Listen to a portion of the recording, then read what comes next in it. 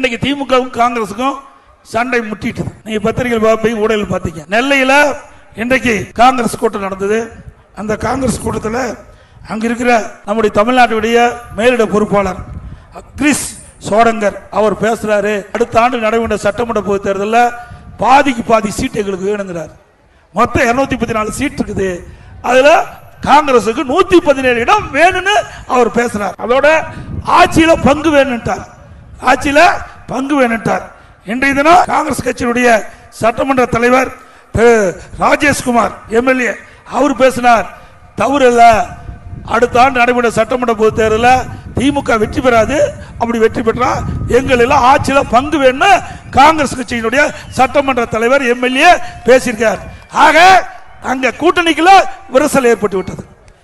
ஆக ஆட்சியில பங்கு வேண்டும் என்று கோஷம் எழுப்பப்பட்டு விட்டது. திமுக கூடாரம் காலியாக போகுது.